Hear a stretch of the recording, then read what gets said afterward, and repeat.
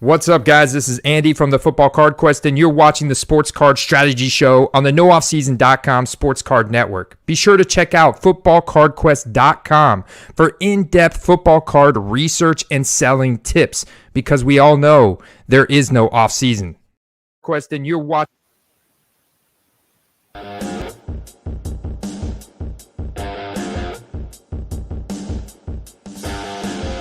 What's up, everybody? I'm Paul Hickey with NoOffSeason.com. This is the Sports Card Strategy Show brought to you by Graybo's Sports Cards. Graybo's Sports Cards is a local hobby shop owned by Gray Barnett, Ryan Fitz, and Duke Denny One-Time Dodson.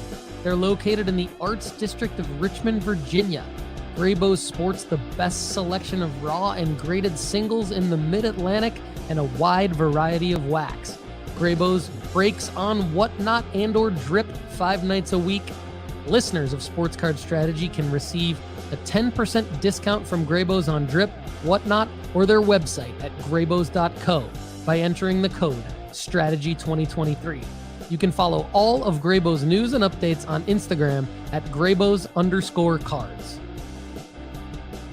Don't forget to get a free 30-day trial at nooffseason.com today to help you make money flipping sports cards, build your sports card investment portfolio, get unlimited advice from our experts, and take sports card school to navigate the hobby. That's nooffseason.com. Get your free 30-day trial today. All the data we use on the Sports Card Strategy Show is from marketmoversapp.com. Use code NOOFFSEASON at marketmoversapp.com to get 20% off for life after a free 14-day trial. All right, let's get to the Sports Card Strategy.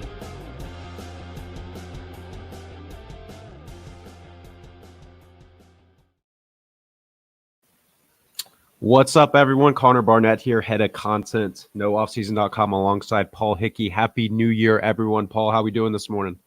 Doing great, Connor. Pumped to be doing the show with you, my man. Happy New Year to you. Absolutely. First show of 2024. I am pumped to be here as well. Happy New Year, everyone. What is your sports card strategy? At nooffseason.com, we have launched Sports Card School, a safe place for noobs, advanced flippers, and high rollers alike to learn how to navigate the hobby and ultimately build a collection that increases value. Get a free 30-day trial at nooffseason.com today to start learning our guidelines, strategies, and plays to help you make money flipping sports cards to fund your PC and other things in your life. Guys, we got 2 spots left in our one-on-one sports card strategist package that Paul discussed last week. Get more information to see if this package may be a good fit for you before we are full for the month. Just email Paul at nooffseason.com there. So what is y'all's sports card strategy? What is your area of focus? Topics that we're going to touch on today. We've got developing a focus area, the player that Paul Hickey is obsessed with buying right now, Victor Wembanyama, card market update. What should you be doing with your Victor Wembanyama prints right now? And retrofractors. What are they? Who are they for? Are you interested, and should you be? In 2024, the L's and W's are going to be all about you, our audience. If you want to be on the Sports Card Strategy Show and share your L's and W's, please email Paul at nooffseason.com or myself, Connor at nooffseason.com, for more details. A little bit of housekeeping real quick. In 2024, we will be streaming live on Mondays and Wednesdays at 1 p.m. Eastern Time, 12 p.m. Central on YouTube, which is youtube.com/Paul Hickey. Instagram, instagram.com/sportscardstrategy, and X, twitter.com/nooffseasoncard. Available later each day on Spotify, Apple, or wherever you get your podcast. For complete programming schedule, links to our Discord, as well as Facebook group and more, visit sportscardstrategy.com. We are extremely excited to continue to create the best sports card content in 2024. So thank you guys for all your support. Speaking of support, let's give some love to the live chat. Paul, you want to take things away real quick? Yeah, nooffseason.com fam in the house. We see you, Brian Steeler 714, One Galaxy Germ, Janelle Shue, Greg's Cards 11, Jeff Ulrich. Good to see you. Happy New Year. Shane Graham. Happy Wednesday. Happy New Year to everyone. Randy Ferguson, Mark Drzezinski. Look at this. We got everyone in the house today. Joel Kaplan, Fly Heat, Matt Woods. That's a new name. We love when we see new names. Janelle Shu, and Jeff Ulrich loves the new schedule. Thanks, Jeff. Appreciate that. We've done a lot of hard work to try to figure out what makes the most sense to bring you all the most valuable content. And sometimes that means tweaking the schedule a little bit, tweaking when we can bring you things, how we bring you things. Rest assured, 2024 is going to be an amazing year for our team at nooffseason.com to be delivering you content to help you make money flipping sports cards. I am pumped about it. Connor's pumped about it. And the family is growing. So in addition to Connor, myself, Lefty, and Chad, we're going to get a lot of other content creators in here collaborating with us in 2024. It's part of the reason why we've tweaked the schedule. Connor and I are working on it consistently. We're focused on it. And we appreciate all of your support. That's the reason why we're here. We're here for all of you. And like Connor mentioned, we want 2024 to be all about your plays, your L's, your W's. We've talked a lot in the past about our plays, our L's, our W's. We set up Sports Card School at nooffseason.com so that you can see our guidelines, strategies, and plays, and you can learn from us. We want you to continue to learn from us, but we also want to learn from you. This is a community. This is a family. We care about you. We want to hear from you. And that's why we're opening up our doors a little bit more in 2024 to work directly with you, help create content together, and build this community. So we appreciate you. We're focused on you. And speaking of focus, Connor, you mentioned developing a focus area. That is huge. One of the biggest mistakes I see sports card flippers or aspiring sports card flippers make, or even just hobbyists who are spending their money on sports cards, never mind flipping, they might be PCing. One of the biggest mistakes they make is they spread themselves too thin. They cast too wide a net. So why are guys like Adam Schefter, Mel Kiper, Woj, Andy Katz, why are they so successful? Why are they so good at what they do? It's basically because they do one thing. They have a clear focus area.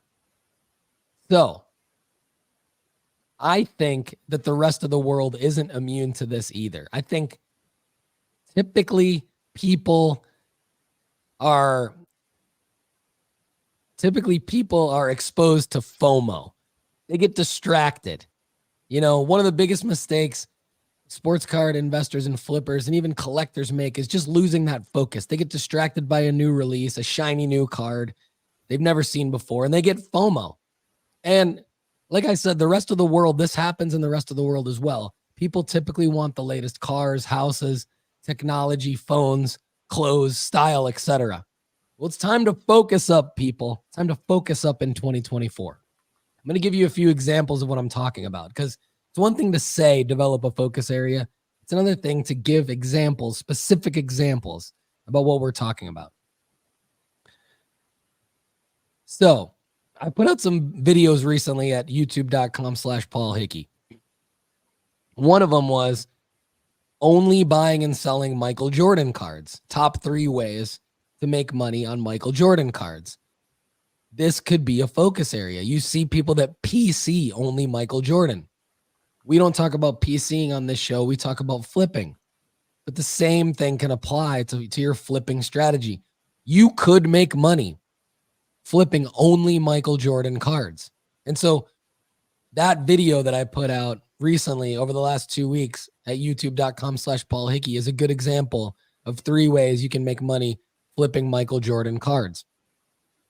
You could only buy and sell a core set of highly traded vintage football cards of Hall of Famers, like guys in another video I recently put out at youtube.com/Paul Hickey.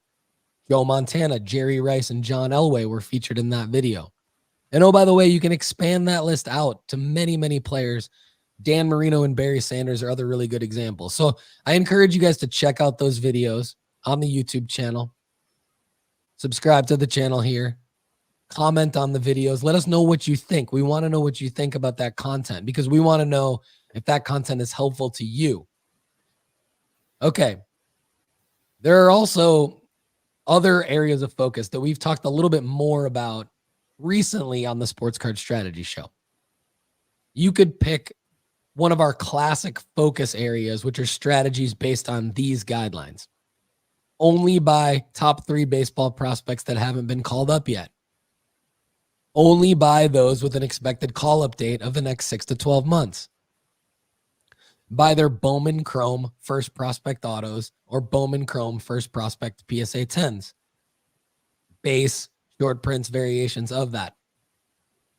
That basically is, that third one that I just outlined basically is that right card for the right player at the right time, right? Now, we want to know, what will your focus area be, audience? What will your focus area be? Are you going to buy and sell only vintage cards? Are you going to buy and sell only one player? Are you going to follow our guidelines, strategies, and plays at Sports Card School at nooffseason.com, which you can get free for 30 days if you haven't already as a premium member? Comment below, head to the Discord at sportscardstrategy.com, or DM us on IG at sportscardstrategy. So Connor, focus area. You see where I'm going here. We want to know from the audience what their focus area is going to be. But let's talk to the head of content at nooffseason.com, the man who is representing a large faction of our audience here, in that collected as a kid, has some stuff from his childhood, basically took a hiatus from the hobby while he lived his life as a young adult for a while. Now he's back into it. So Connor Barnett, talk to us about your sports card journey and what your focus area is going to be for 2024. I think we've all been wondering. Sure. Yeah. So I think for 2024, one thing that everyone should consider is what are your goals, right? Because you can't necessarily pick your focus. You can't pick your focus area unless you know where you're trying to get. So for me, the goal is to make money in the most efficient way possible. We're going to be very busy over at nooffseason.com this year. We got some great stuff coming your way. So I want to be able to put as much time and effort into that while still making profit flipping sports cards without putting a ton of time into it. So for me, my focus, I'm going back to the basics. I'm timing the market and using hype cycles to efficiently increase my bankroll. What this does for me is it removes guesswork on my end, especially as a beginner. I don't have to do any sort of prospecting, things like that. And I believe this will allow me to create a foundation for guidelines within my sports card strategy in terms of ruling out flyers, heroes, and goats based on cyclicality and seasonality.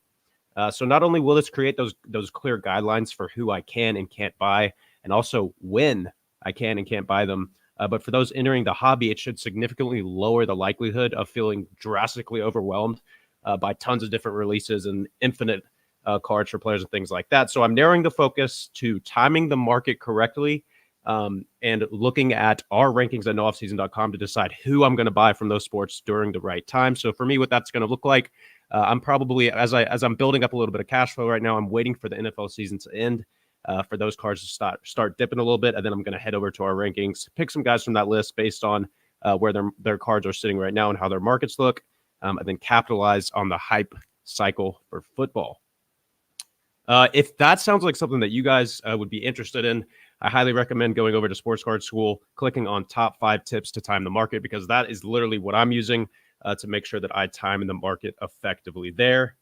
So that will be my focus for the year. Speaking of timing the market, Paul, let's hop into who you are obsessed with buying right now, how timing the market is so massive for buying this person and creating recurring profits, and what other factors you're considering when you're making money on this player and their cards. Yeah. Your sports card strategy focus for 2024 is a great one. And it's a great segue into the player that I'm obsessed with buying for sure, because essentially we're both doing similar things here. And I think that this is important for everyone to listen to, because I think it's very relatable and relevant to everyone in the audience. I know our audience very well in terms of demographics and sort of lifestyle. At least I feel like I do, because I feel like I interact with a lot of you on a consistent basis. And if we're not interacting, we need to change that. You need to email me at paul@nooffseason.com so we can get to know each other better. But Where I'm going with this is we all have lives. We all have other commitments. We're in a hobby. And so when you're in a hobby, that means it's not the only thing in your life. You have a ton of other stuff going on. And so Connor hit on a brilliant point.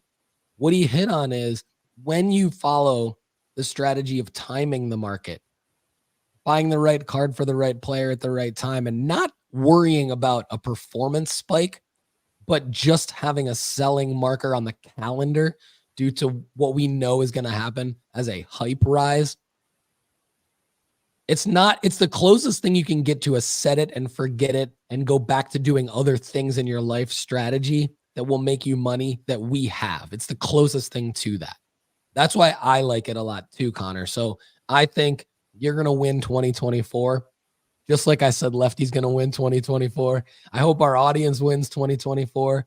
I think if you have a focus area like that. Now you've got Dr. Crack on the other side of the equation a little bit. Dr. Crack likes to kind of make moves all the time. So he's not necessarily, he might be doing a little bit of timing the market like you and I are doing, but he's doing more, I want to buy this now, and I'm going to be prepared to sell it at any given moment. And I'm going to have 75 different drafts in my eBay account ready to click list now.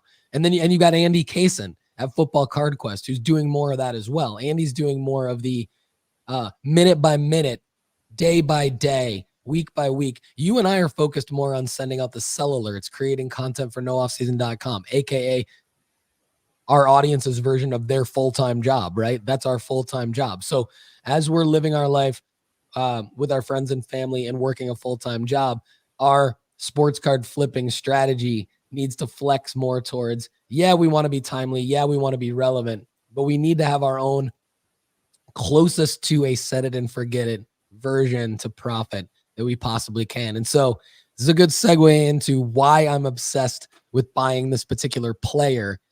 And it kind of mashes together last segment and what we just talked about is your sports card focus. The player I've been obsessed with buying comes from a sports card strategy that I've long pontificated on this show. I've long pontificated on this show that you can make money focusing on buying and selling only one player, like one player throughout their entire career. Buying and selling one player and simply timing the market, like you just said. This may be the simplest and most successful and underrated sports card strategy of all. However, in order for this to happen, you have to identify a player who, number one, is a top-tier talent at a top position in their sport. Number two, has the potential to be the main focus of media attention, both on and off the playing surface. So, I'm big on media appeal and hype. I talk about hype all the time on this show. And third is the key. Their market will fluctuate just enough to have multiple options throughout the year to predict and plan when you'll buy their cards low and when you'll sell them high. So this is a bit of an art form. Shedeur Sanders is my guy. Okay, stick with me. Let's backtrack a little bit. I made a bunch of money for myself and even more money for our audience and premium members at nooffseason.com by flipping his Onyx autos, buying them when he was at Jackson State and then selling them after his huge Colorado debut win against TCU about a year later. That was the first play.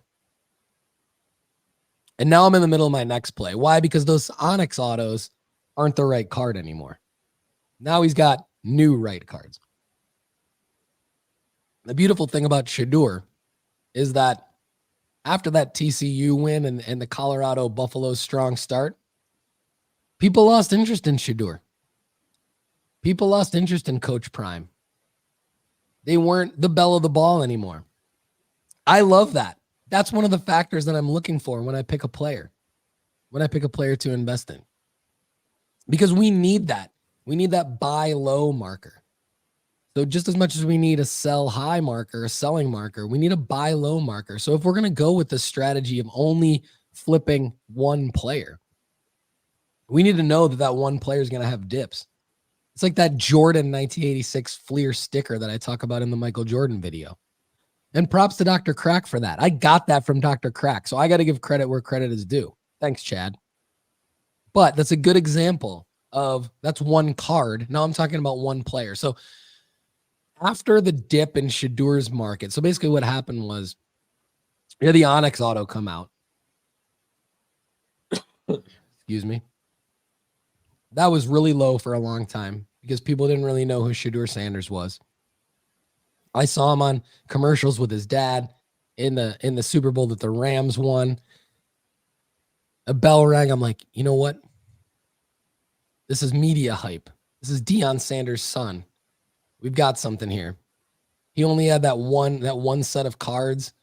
So went out, talked about it on the show, bought some of those cards. Well, two reasons why that card went down. Number one, two reasons why the card went up, right? People saw what I saw, so they started buying that Onyx card. That card crescendoed due to performance spikes. I thought the selling marker was going to be the NFL draft at some point.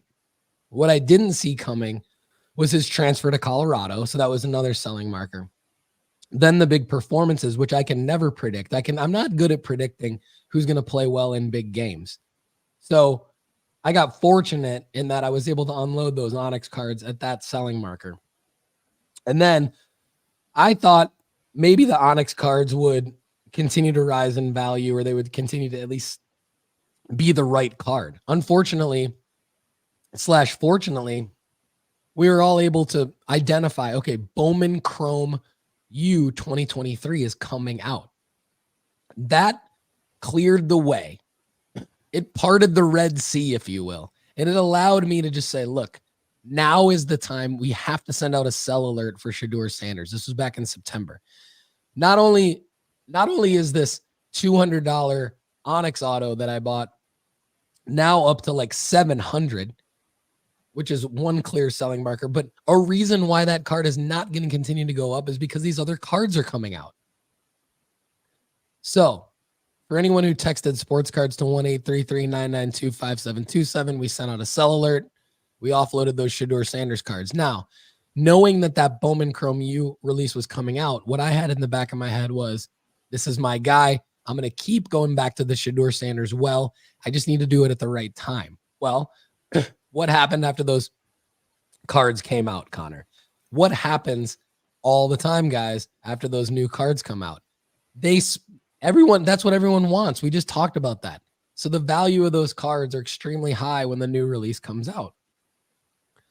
So I want to wait a little bit. Well, as I'm waiting a little bit, I didn't have to wait as long as I thought I would have to, because within the first couple of weeks after that release came out, Colorado started playing like bunk. And so people lost a little bit of faith in Shedeur Sanders. The market corrected itself on him in general.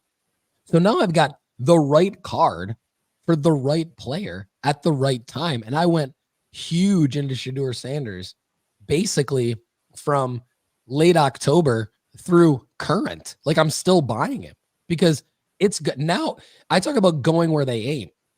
No one's talking about Shedeur Sanders in a week leading up to the National College Football National Championship game, where Shedeur Sanders has been out of the news cycle for several months. This is going where they ain't.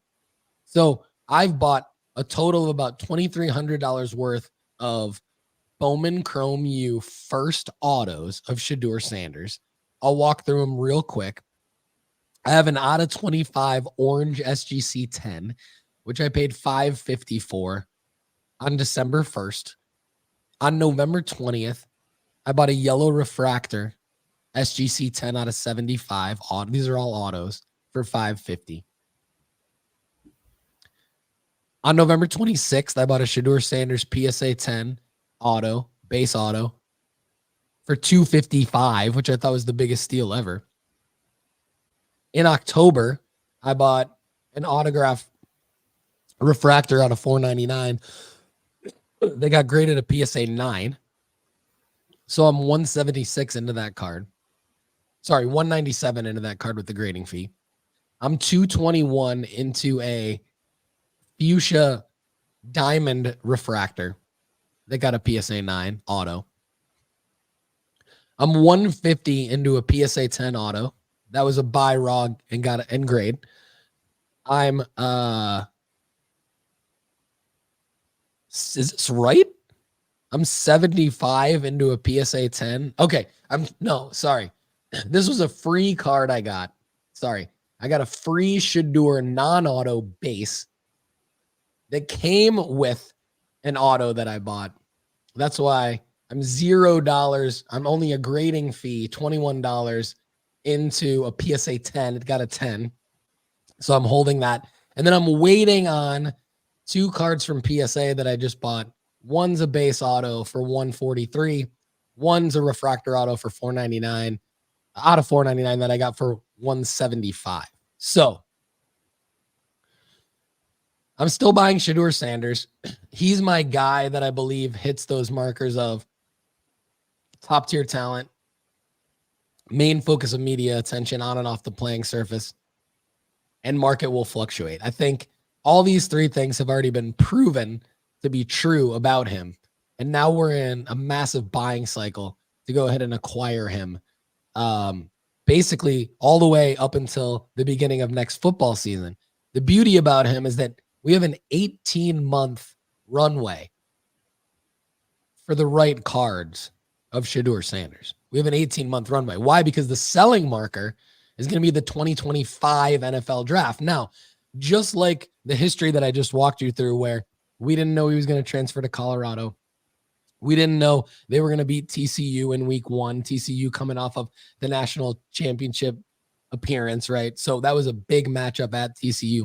We didn't know those things were going to happen, but we knew that he was going to have a runway. We knew that he was going to have a selling marker. And then the domino effect starts to fall into place when you do this. And that's another takeaway I think I want the audience to know about. So we have that again for him, for the same player.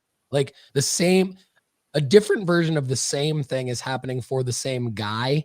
And that's why he's my guy that fits this category of you can buy and flip only him and make money. And so one thing I want to hit on real quick before we segue is what I'm calling a period of uncertainty that happens. So there will be a period of uncertainty that happens with Shedeur Sanders. It's not going to happen until at least 18 months from now. It will happen when he officially gets drafted into the NFL. And this is when we're all going to need to fade him. And here's why. Because we're going to exit Shedeur maybe at selling markers way prior to his NFL draft. Because he could have an amazing 2024 college season. I hope he does. We could offload. We could be sending more and more sell alerts for Shedeur Sanders cards throughout the college season. Hopefully, the risk is that he gets injured. The risk is that he does something off the field. That risk exists with every single athlete, by the way. So I'm not going to sit here and say I know anything more about any athlete related to that risk. The reality is, even if someone's had injury history, and Shedeur really hasn't, even though he got, his offensive line got blown up quite a bit and put him in a bad spot this past year. He doesn't really have injury history. He's not really a knucklehead. His dad is a GOAT, so he has the pedigree, right? So I don't believe that we're going to have a period of uncertainty for Shedeur Sanders until after he gets drafted, because then what happens is that is post-selling marker. Then his pro cards start to come out. And then we're in a period of fluctuation for his market, because then we're in the situation where all these new cards of his start coming out. And then we don't know what the right card is. We know he's the right player. We don't know what the right card is. So he becomes kind of what I alluded to CJ Stroud being this past season, right? Lefty and I had a little bit of a debate about CJ Stroud.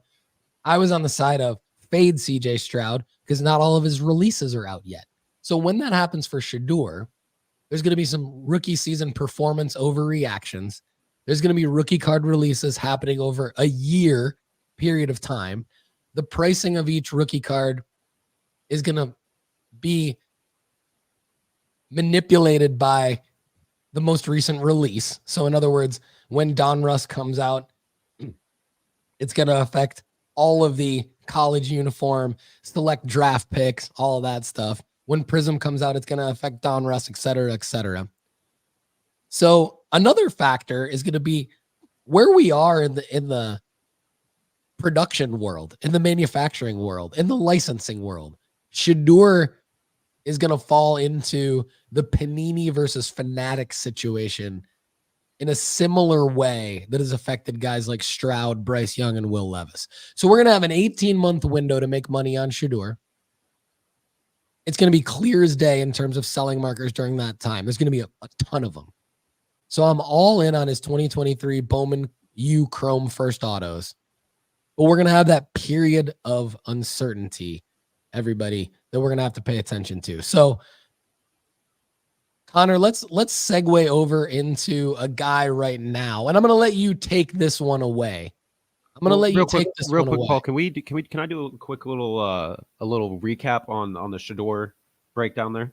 Absolutely, take it away. First of all, if you just listen to that and you only listen one time, you probably need to go back and re-listen to that because there are so many nuggets from the breakdown that Paul just gave to pick up on. A couple big ones, in my opinion. If you're interested, even if you're just narrowing your focus and you're not necessarily looking for just one guy, but you have multiple guys that you want to be able to flip more than once, there's a couple big things here. One of them is the runway. Paul's mentioning an 18-month runway. Yes, if you get on Shedeur now. Paul's been in on him for over a year. Paul was looking at someone that had over a 30-month runway for him to make multiple flips because those sell markers were present. So those two things are massive. Another thing to consider here is that, and I think this is where this gets a little bit tricky, Paul. So I'm curious on your feedback here if you have any. But one of the reasons that right now Shedeur is such an appealing buy is, like you said, the Colorado Buffalo season kind of tanked. I believe they finished 4-8. The reason that this doesn't necessarily concern us is because Shedeur still went crazy. He completed 70% of his passes last year for over 3,200 yards, 27 touchdowns, and just 3 interceptions. Paul, I'm curious, would you consider this to be a different scenario if Shedeur had a terrible year? Would you believe that that's a spot where you need to reevaluate if this is someone that you can keep flipping to make money on? Yes, I'm glad you said that. That's a great point because a key factor of this is not just that he's going to get drafted. I did a lot of research on him specifically as I was buying all these cards, and he's going to be a top 5 overall pick. So to your point, yeah, if his performance was a major factor. It was like a perfect storm. It was a perfect storm of Colorado losing, thus being irrelevant, related to big hype games, lead up to playoffs, no Heisman notoriety. I was super pumped for all that to be the case because I was licking my chops thinking, man, if he still plays well. I was just looking at the box score and then I was reading articles and I'm seeing things like I'm massively into mock drafts. I'm massively into Googling 2025 NFL mock drafts. Not because they're going to be accurate. They're not going to be accurate. It's the hype. It's the chatter. It's the noise. All that stuff matters in the card market far more than it matters in the real world. If you're trying to make money flipping sports cards, you need that. We still see guys like LaMelo Ball sell for equal to or more than Tyrese Maxey. And we talk about how much better of a player Tyrese Maxey is all the time. And what a better situation he's in. So all that's irrelevant when it comes to sports cards to a certain extent. It's not irrelevant, but it's less relevant. So to your point about Shedeur, he's the perfect storm because of his individual performances staying strong. And that's what so NFL scouting departments are going, all right, well, here's a young man who has the family pedigree. He's got the leadership. He's got the individual performances in spite of an offensive line that basically just goes, Olay, come get him, right? So it's a perfect storm. So I think you're absolutely right. Had he not performed well individually and had he not ascended to the top of some hype mock drafts for 2025, I definitely would not be as confident in him as I am right now. Love it. Great breakdown all in all. Again, if you only listen to Paul's breakdown once, you need to go back and listen to that again because it was very strong, especially if you're interested in narrowing that focus, like we're saying. Another guy that you believe in buying in to make profits over and over is on a team that's also struggling big time. The San Antonio Spurs, Paul, are horrid. They're 5-28 this year, 2-14 at home. However, the phenom that we've all been waiting for, Victor Wembanyama, is having a fantastic season. He's playing less than 30 minutes a game, scoring almost 20 points a game with 10 rebounds a game, over 3 blocks as well. So in my eyes, he's been pretty much the real deal. But because San Antonio has been so poor over the season, we've kind of seen his market flow, especially with all the releases coming out, and opportunities have presented themselves. So do you want to give a breakdown of where you're at right now, what the passes look like, and how to keep making money on Wembanyama? Yeah, man. Wemby is the guy, right? He's the right player. And the problem with him right now is he's in that period of uncertainty. So what that means in our world is he doesn't have the right cards out yet. He doesn't have the right cards out anymore, and I'll explain what that means in a second. So it's not the right time. This is the period of uncertainty. He was my guy in 2023 to make money flipping one player. So while Shedeur is my guy for 2024, making money flipping one player, Victor and Caleb Williams, which is he's not part of this segment. He's in the discussion, but Victor Wembanyama was my guy for 2023 that I made a lot of money on just simply flipping him. So I'm going to give a little bit of history, same way I did with Shedeur a minute ago. Then I'm going to talk about why Wembanyama's card market is in the period of uncertainty and what to do moving forward. So I like to think I led the way making the play. We actually had some audience members who were right there with me at the same time. Like I remember doing shows in January and February saying like, this is what I'm doing with the Wemby SI for kids cards. You know, I want you all to do it because we're going to make a lot of money doing it. And it's all about timing at that point because it was his first real card.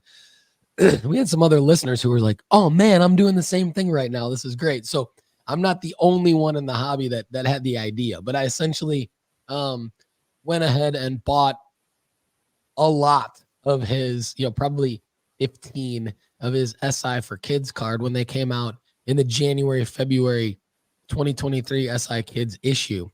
I got it graded in bulk and I sold it. And I knew I was going to do this the entire time when I bought the magazines and the cards and the uncut sheets.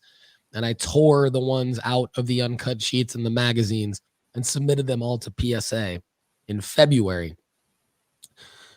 Similar to the Shedeur runway, my thought was, well, look, it's going to be the NBA draft. I'm going to sell these Wemby cards in PSA slabs, regardless of grade, during the NBA draft. I think I'm going to profit. I'm fairly confident. We're just going to see how this goes. What ended up happening was the real hype. And this is where you can time the market and you can have that selling marker that you spoke about, Connor, earlier, but I'll give you a little preview of a lesson that we'll probably be talking about a lot in 2024 related to the strategy that you outlined. And I just hit on it with Shedeur.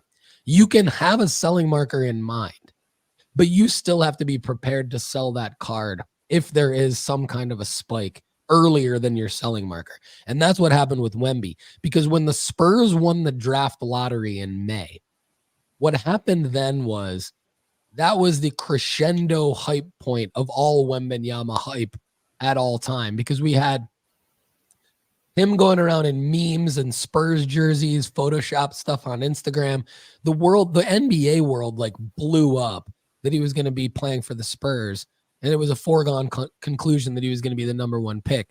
So there have been a lot of Wembanyama hype points that we could point to. We could point to, obviously, the NBA draft, throwing out the first pitch at the Yankees game. Before that, we could point to the Fanatics first autograph ever party that Fanatics threw and all that. So a lot of hype points for Wemby. But that's when I sold all of those SI for kids cards.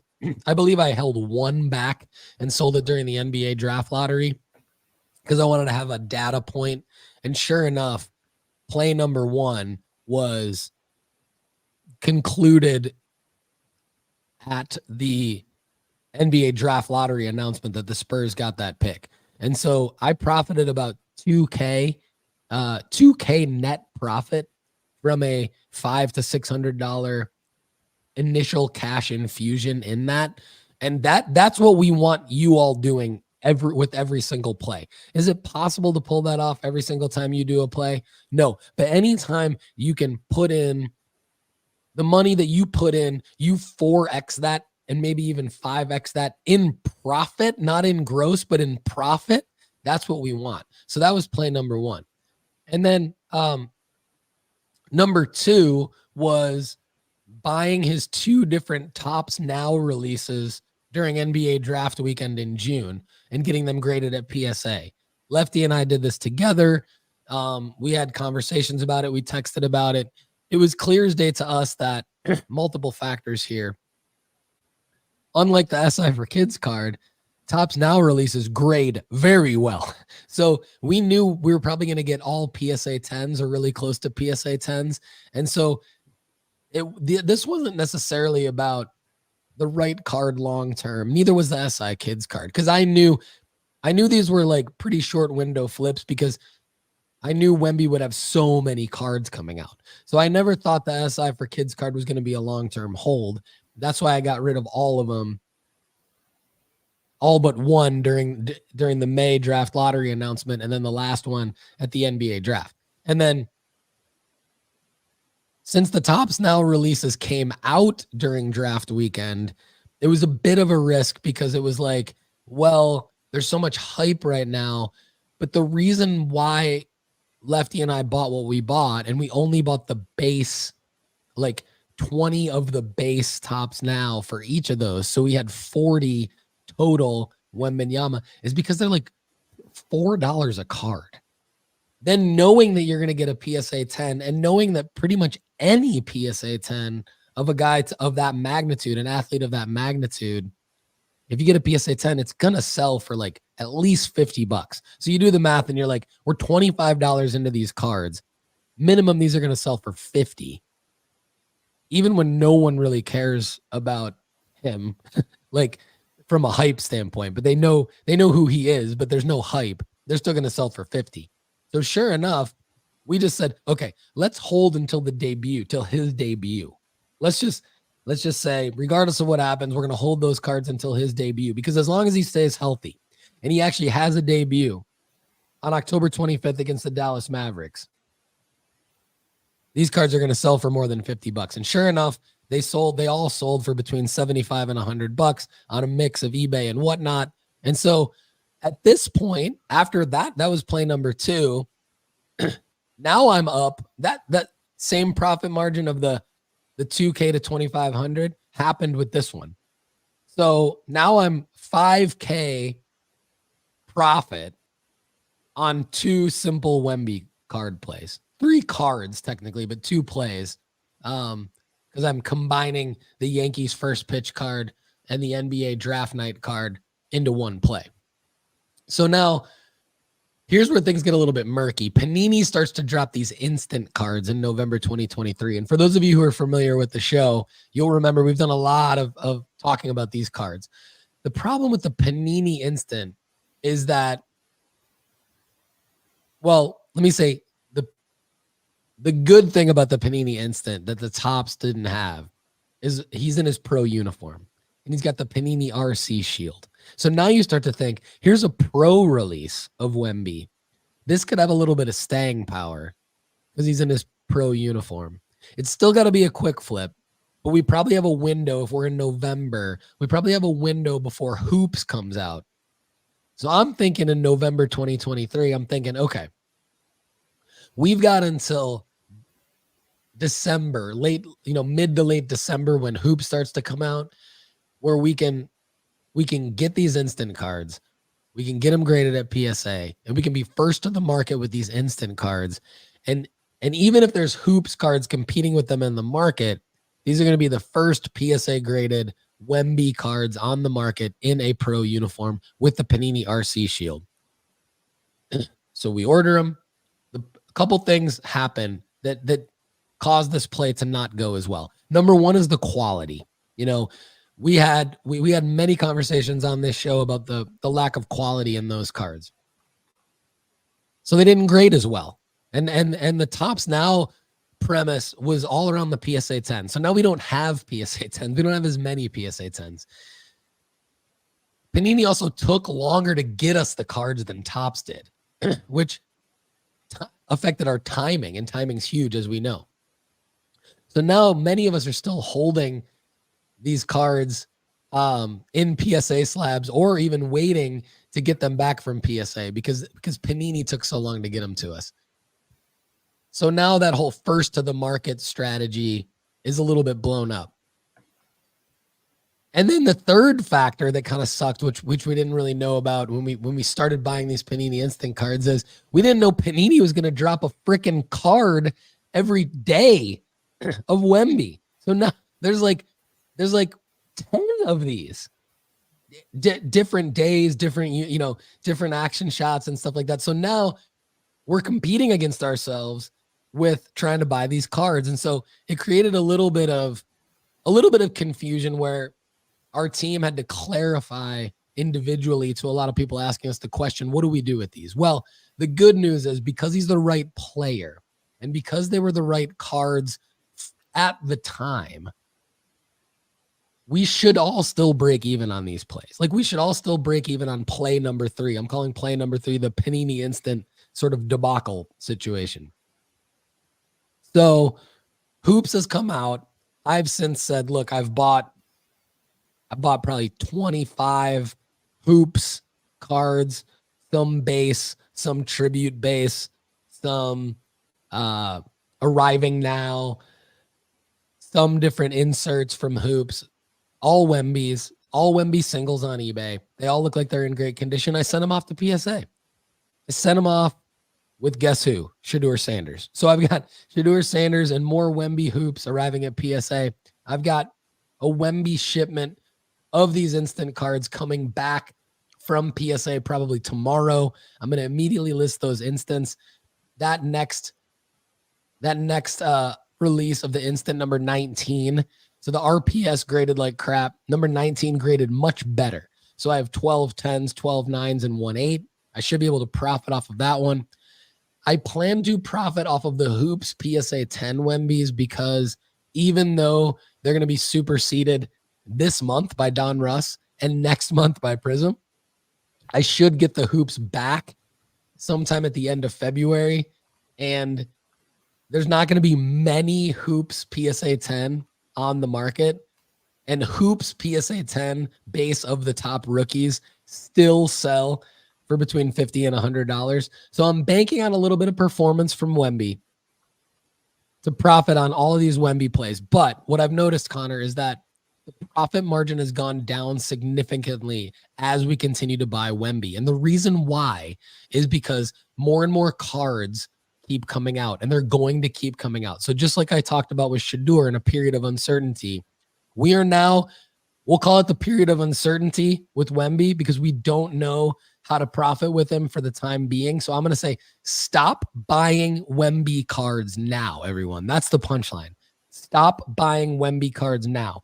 Wait to buy Wemby cards until 3 to 6 months after his last releases come out. So we're going to have Don Russ singles at the end of this month.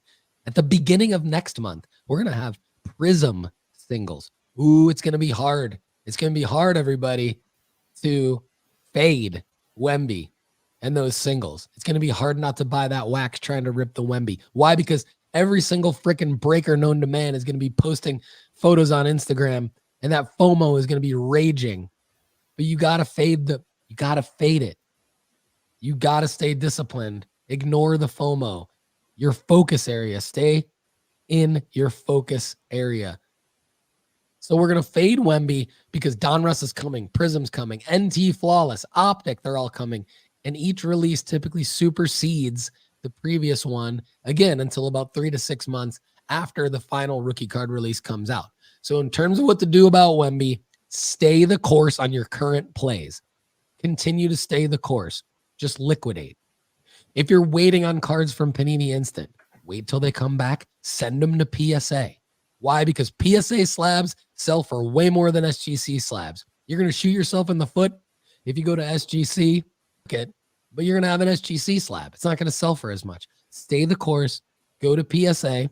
If you've already bought hoop singles, send them to PSA. If you're waiting for stuff to come back from PSA, guess what?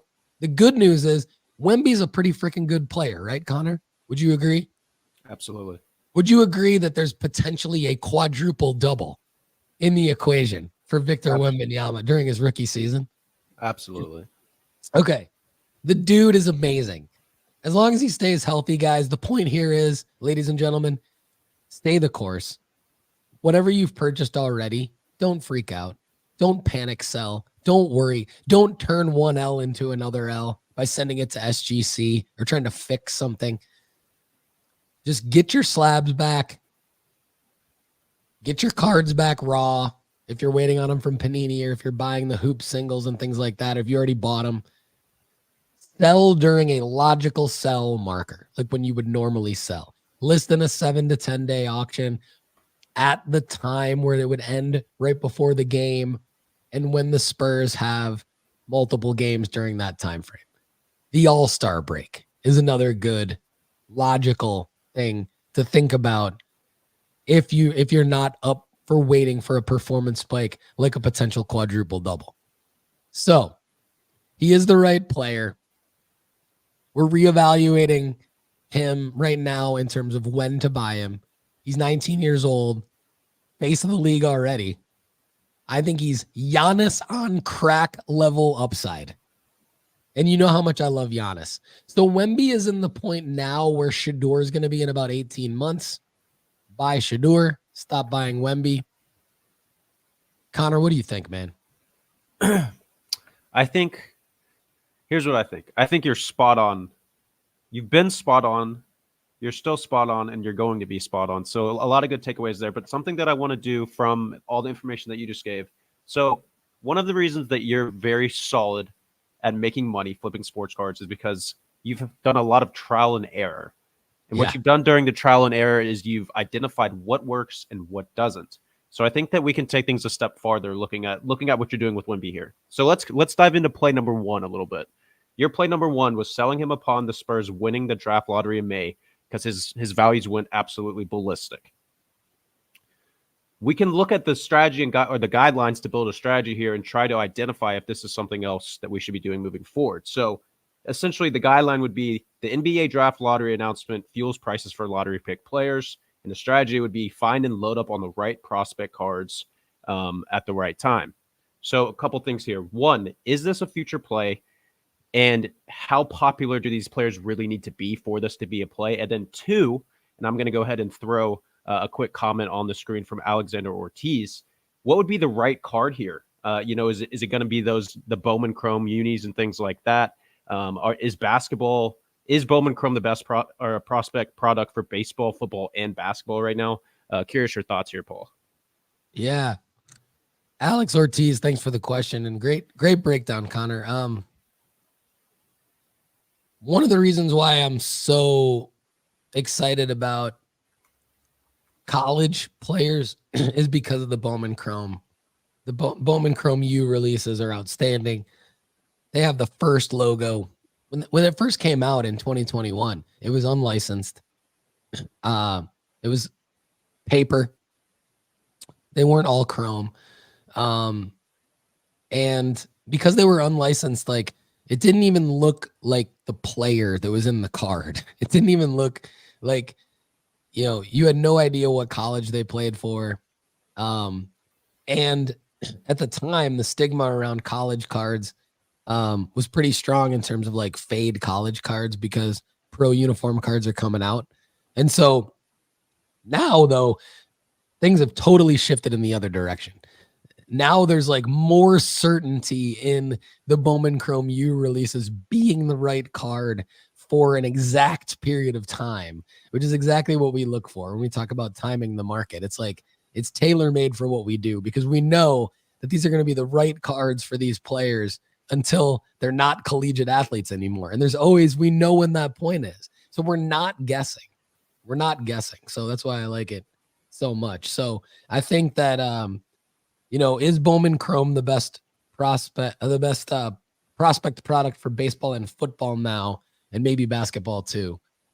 Yes, because baseball made it what it is from a brand name recognition standpoint. That Chrome first icon on the card transcends baseball now over into football and basketball, and Topps has leaned into that. Because they've clearly put thought and effort and work into getting the top athletes into the basketball and football Chrome U releases. And the hobby has responded. The market has spoken. It's proven that those are the best prospect cards. But just like baseball, and this is why I love it, just like baseball,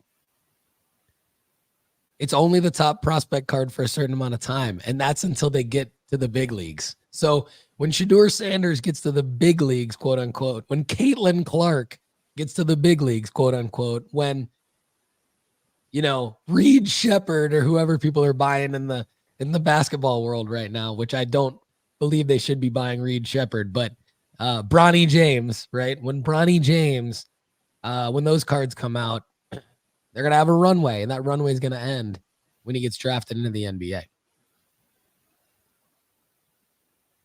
Great breakdown there, Paul. Good stuff. Let's go ahead and transition. We're going to head over and talk a little bit about Retrofractors. So we broke these down. I'm not going to say super in depth, but fairly in depth during our Bowman draft release, fully dedicated episode a couple of weeks ago. Essentially, the term was to fade these.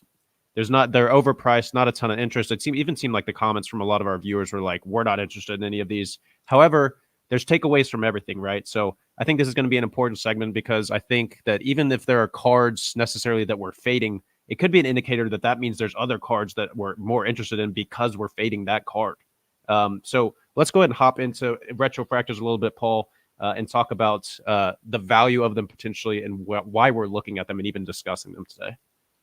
Cool. Cool. So this is very relevant to what you've been talking about on this episode. You've made the great point over and over again that we need to look at patterns from current events, log them in the back of our minds, and then execute plays in the future based on those patterns. So talking about things like the draft lottery being a selling marker, right? Being an example of that. Retrofractors, to me, there's learning that can take place from the releases of Retrofractors. And so I'm not here to talk about Retrofractors from a do we like them, do they have a place in the hobby debate standpoint. For those of you that are new to the show, I'm not the person that's going to find it valuable for you to talk about my opinion on whether or not a card should exist or what a card company should do. You can get people's opinions everywhere in the rest of your life. The reason why we think you should come be part of our family at nooffseason.com is because we're going to give you insights to make money. And so one of the insights I see from the Retrofractors is I see previous cards of players have a value have an interest renewal when a Retrofractor comes out, thus a value slight rise. Maybe not a spike, right?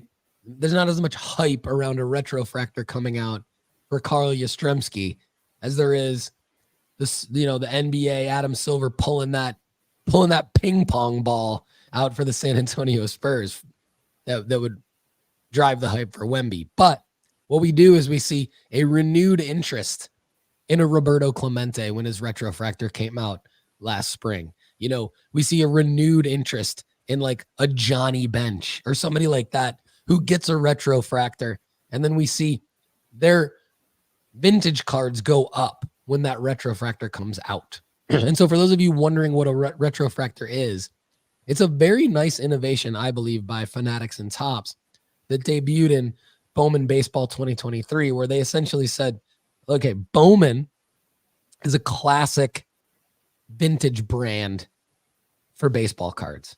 You got Mickey Mantle, who has a 1951 Bowman, for example. I mean, Jackie Robinson, these other iconic baseball players have Bowman cards that are true vintage cards from the 50s and 60s. And then you have the modern era of Bowman, what we think of as the first prospect auto that we talk about all the time. The first prospect, out of 25, out of 50, out of 5, etc. Right? The 1 of 1, all that stuff. Even the refractor, the base refractor is a thing for guys like Jackson Holiday. Okay, so Topps and Fanatics wanted to give guys like Roberto Clemente, Babe Ruth, Carl Yastrzemski, first Bowman cards. They wholeheartedly believe that these guys should have first Bowman cards. So it's a bit of a tribute, but it's also like, why did they never have first Bowman cards? Well, because when those cards were printed, when those athletes were rookies, like there wasn't rookie cards and first cards weren't a thing, but now that they are, they want to retroactively give them first cards, and they're all short printed, serial numbered refractors, hence the retrofractor. So that's what that is. So a lot of people, you'll see, this is why our show is different, because other shows and other content creators will talk about, I pulled this retrofractor. What do you think? Do you like it? Should it be in the hobby? Is it a this? Is it a that? Now, that might get them more clicks and views than we get, and that's good for them. I'm not criticizing them. They're putting out good content. We don't care necessarily about the clicks and views. We care about giving you value. What's the takeaway? What's the learning from the retrofractor?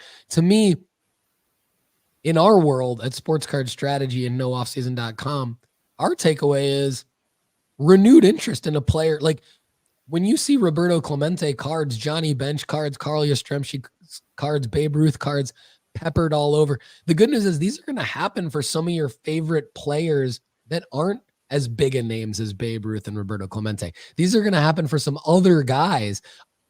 What I would recommend you do is, and this could be a new guideline, potentially new guidelines for a new strategy at Sports Card School around retrofractors. Look at the upcoming Bowman baseball checklists for 2024. See who the retrofractors are. Ask questions. DM the card companies.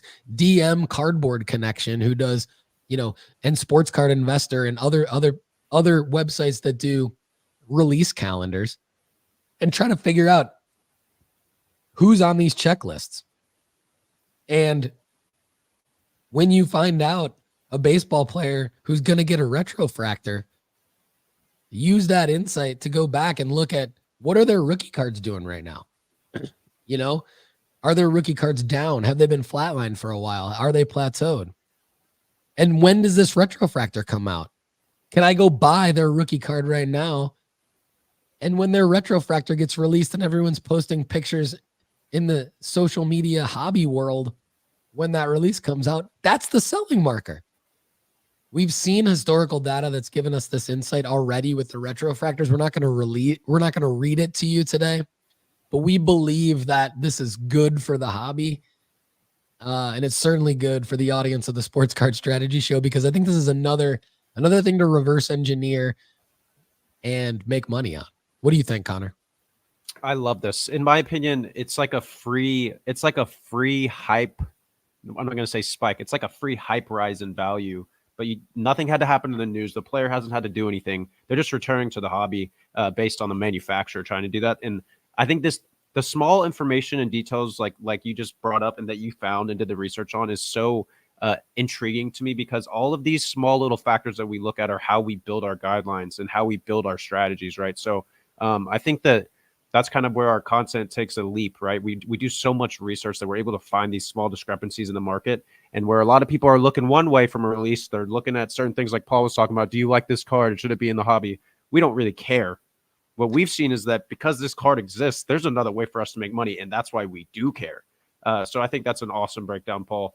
And even though necessarily we're not picking up retrofractors, it's a good way to look at making a little, especially for people that have these cards of other players already. It's not like we're saying go out and necessarily dedicate a ton of cash flow or capital to investing in these guys, hoping that they have a retrofractor come out. No, if a retrofractor comes out and you have other prints of these guys, you got free ways to make profits. A good way to exit out of that player who maybe doesn't have a sell marker or have upside, and bang, now you have cash flow to reinvest in someone else that does have a lot of sell or does have a lot of upside and has a sell marker there. Yeah. One of the things we're going to work with people who sign up for our one-on-one strategist package is going to be like, how do we liquidate what you currently have that you don't want anymore and use that cash to help you make money moving forward flipping sports cards? And what you just outlined is a great example of that. And I've often said on this show and on other people's shows that have interviewed me about what we do here, I've often said, like, I said Shedeur Sanders is safer than Peyton Manning as a sports card investment. I said that on the chase. And the reason I say that is because I can't tell you when to sell a Peyton Manning card. I can't tell you when that's going to go up. I can tell you when Shedeur Sanders cards are going to go up. Thus, I can tell you when to buy them. So I'm not going to tell you I'm not going to tell you to buy a Peyton Manning card because I don't know when it's going to go up. But these retrofractors are a bit of a game changer because now we know a date on the calendar when they're going to come out.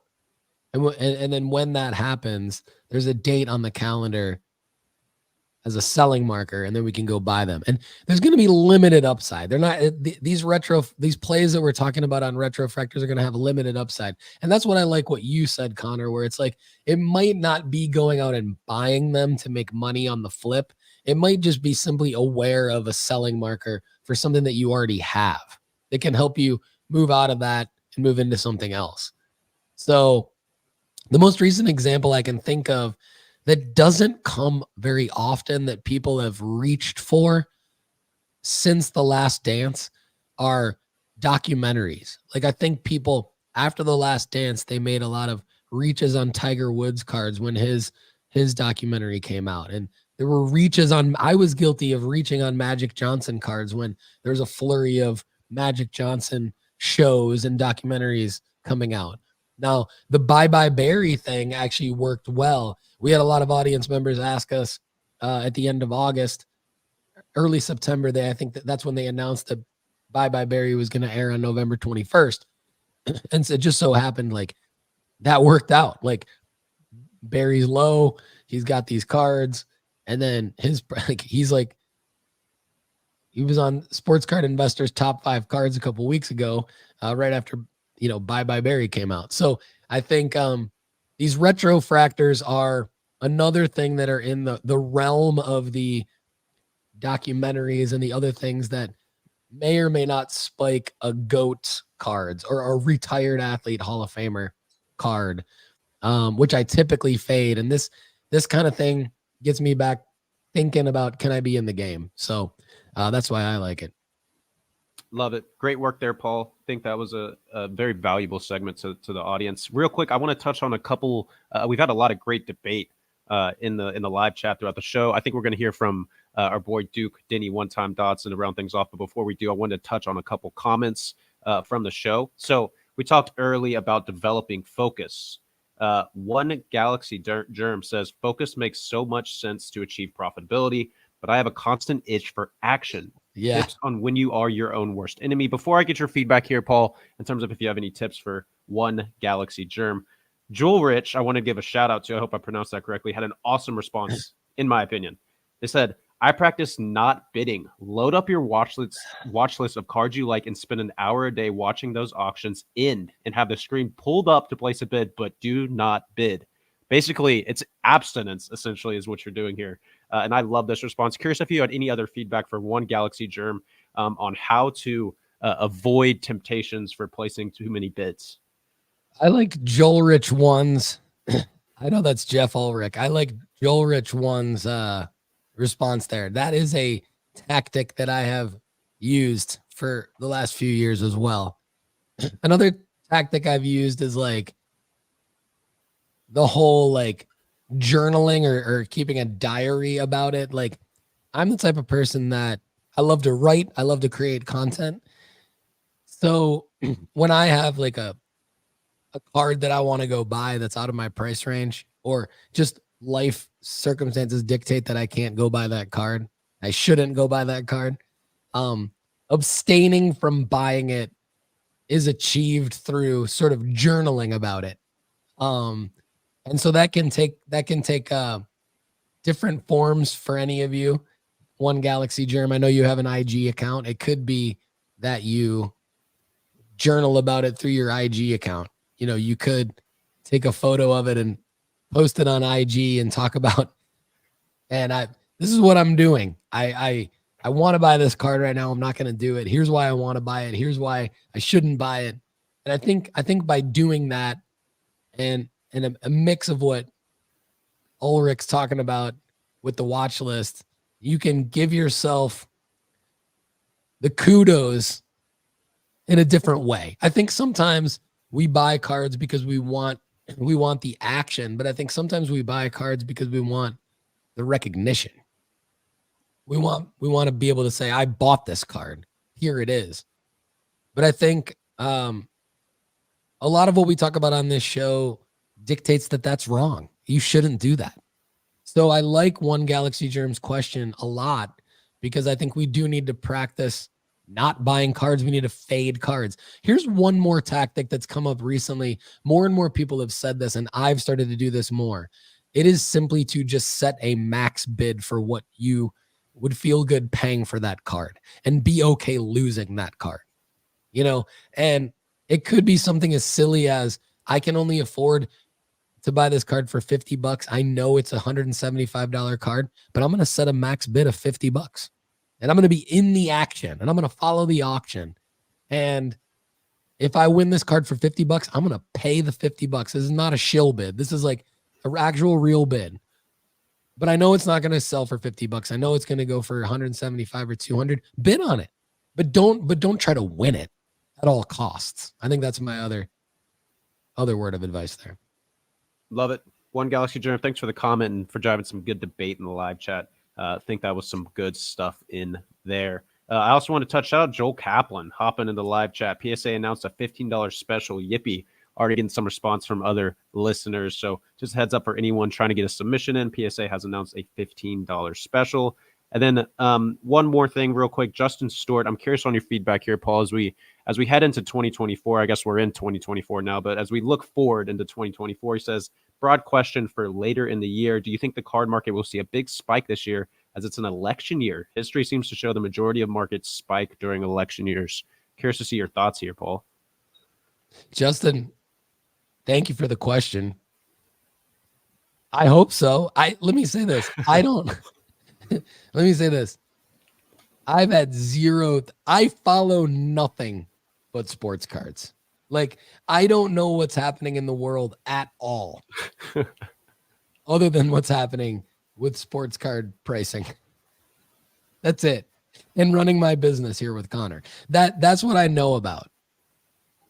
I am dedicated 100% to my craft, to the point where I don't even know that it is an election year. That's a slight joke. But point being, Justin, the reason I say that is not to poke fun at myself. It's to actually say, I'm not banking on it. Like, I haven't been doing all of this that I've been doing for the last several years, leading up to an election year for a spike. I want everybody to know that. That's not why I'm doing what I'm doing. But I sure hope so. I mean, I think part of doing what we're doing is banking on the fact that there's going to be growth in the hobby, interest in the world in these as alternative assets. And if external economic factors that are driven by it being an election year help us, great. That'd be awesome. We'll see what happens. I like where your head's at. I like the positivity.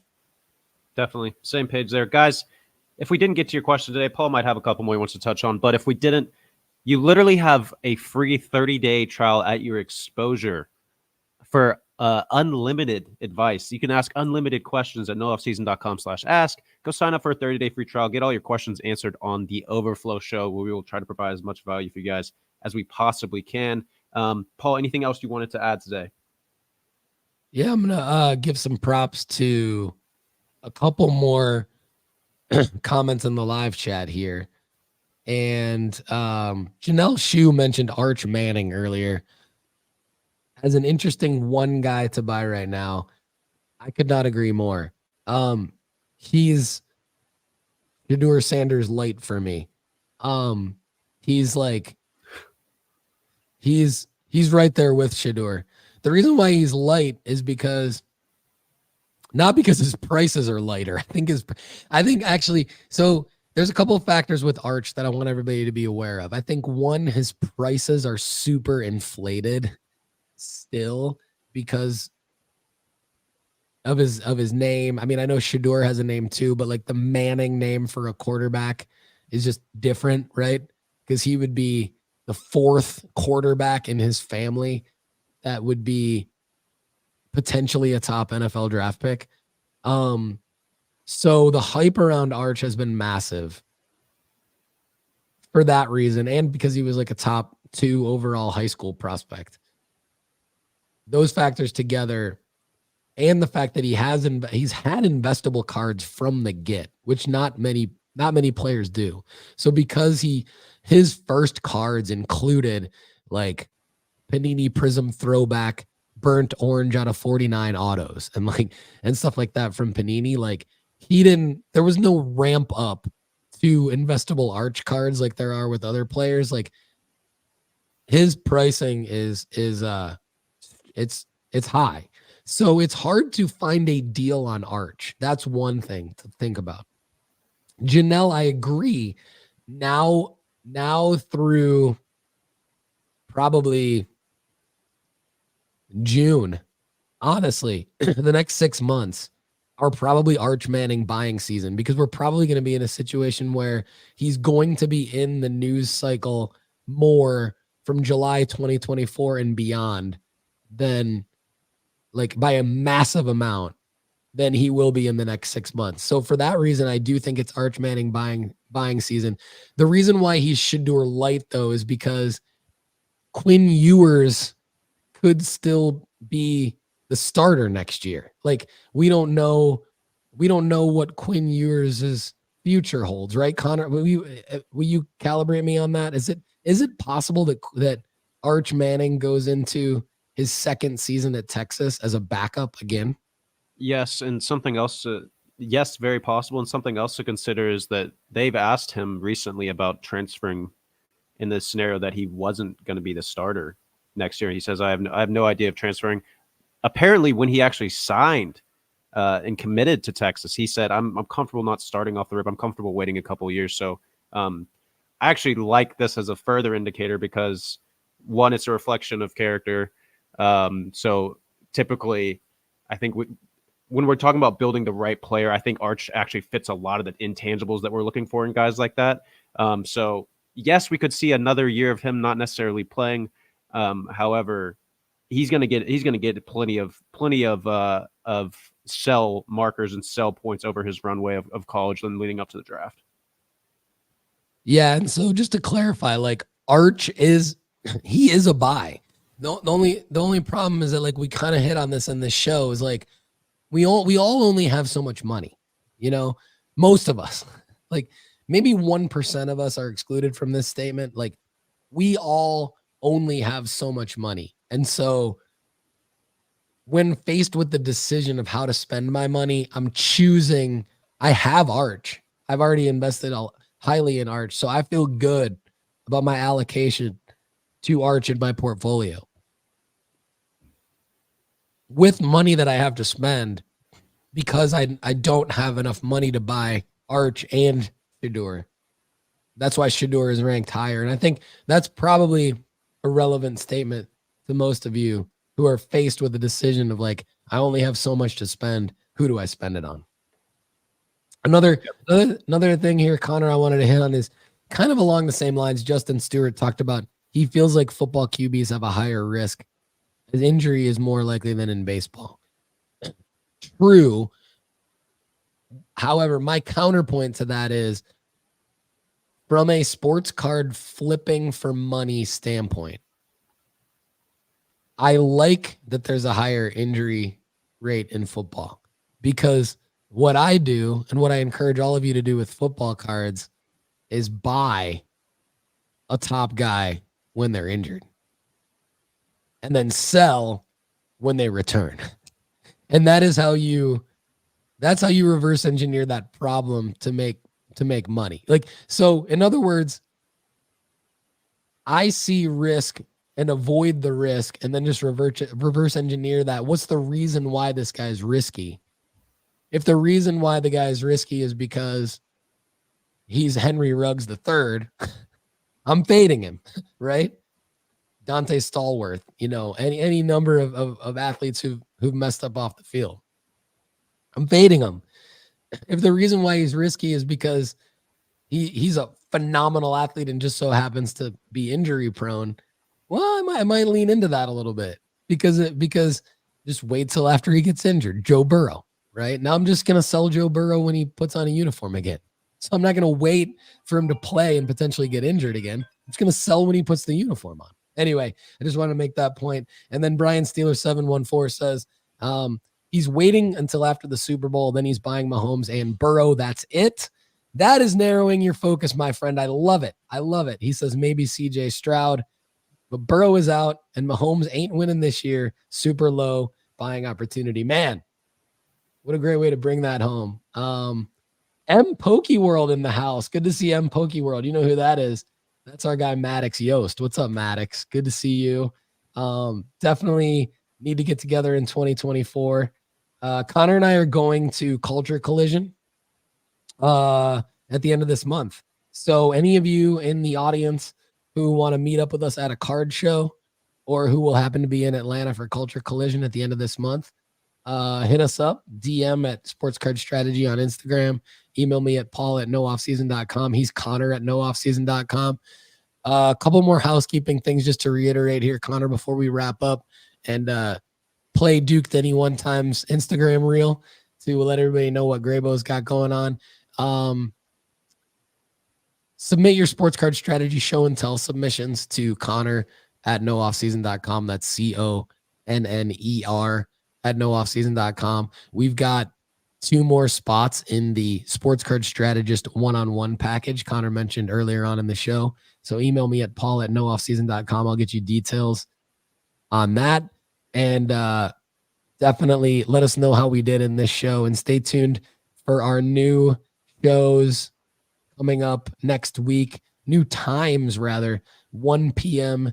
Eastern time live streams right here at youtube.com/Paul Hickey, Instagram at Sports Card Strategy, and X at No Off Season Card on Mondays and Wednesdays at 1 p.m. Eastern time. Also, tomorrow will be a special episode of the Sports Card Strategy Show and Tell with Connor and I. We're looking forward to that. Connor, anything else you want to add before I play this video by Duke Denny One Time Dodson to let our audience know about something special that he's got going on? Just that I'm pumped for 2024. Me and Paul got a ton of fantastic things planned. You guys are going to see a lot of familiar faces, a lot of new faces. Looking forward to bringing the best possible content and value that we can to all of our listeners and all of our family at nooffseason.com. So just excited, man. That's all I got. Great stuff. I'm excited as well. We hope all of you in the audience are excited. All right, before we hit the outro, our guy Duke Denny One Time Dodson from Graybo's needs your help. Okay, he needs your help. We're trying to make sure this audio is working. And after we hear from Denny One Time, and this is a longer one, so watch it and rewatch it because he really needs your help.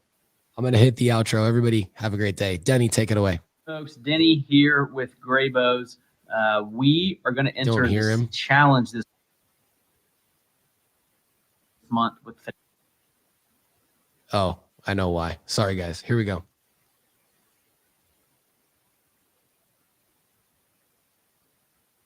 We're going to enter Fanatics challenge.